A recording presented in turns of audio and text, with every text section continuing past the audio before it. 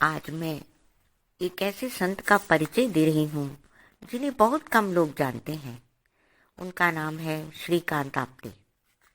श्रीकांत आपटे जी के रूप में महाराष्ट्र ने पंजाब को एक अद्भुत देन दी और इसके लिए गुरु नानक व गोविंद सिंह जी की यह भूमि ज्ञानेश्वर और संत तुकाराम की उस भूमि के प्रति आभारी रहेगी। ऐसे महान संत को मैं शत शत प्रणाम करती हूँ, जिन्होंने अपने स्वतंत्र चिंतन से और अपने अनुभव के ज्ञान को अपने प्रवचनों के द्वारा हमारे अज्ञान को दूर किया, ऐसा उजाला किया जिसे शब्दों में बताया नहीं जा सकता। 13.5 वर्ष गीता पर व्याख्यान शुरू हुए। हर रविवार को एक श्लोक के हिसाब से 700 रविवार गए। बीच में उनके अस्वस्थ होने के कारण कुछ नागे हुए, उग्रवाद आया और चला गया। गीता जारी रही। 12 साल को एक तप कहते हैं।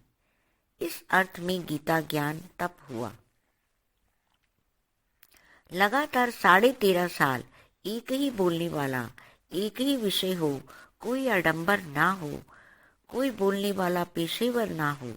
गीता जैसा कठिन विषय ही मेरे विचार से कोई कम तपस्या नहीं है। कोई इश्तिहार ना हो, न किसी अखबार में कोई खबर हो, ना कोई मुनादी हो, कोई दान का डंडोरा नहीं, कोई मांग नहीं, लाउड स्पीकर नहीं, डमडमा नहीं। ये कोई कम साधना नहीं। कोई हेरा फेरी या झूठ का स्थान नहीं, ना लालच हो, ये दुनियादारी या माया बाजार का कोई रंग सत्संग पर चढ़ने ना दिया हो। ये कोई मामूली साधना नहीं। ईश्वर को धन्यवाद करते हुए हम कृतकृत्य हो रहे हैं कि ऐसे संत से हमें उसने मिलवाया।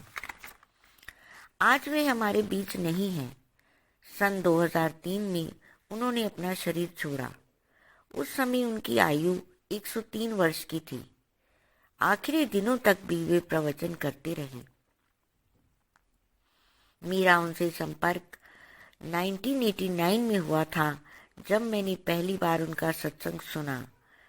वे दिल को इतना छुआ कि मुझे लगा जिस सच्चे संत की मुझे चाह थी वे मिल गए। उनका एक एक शब्द उनके गहरे स्वतंत्र चिंतन का नतीजा है।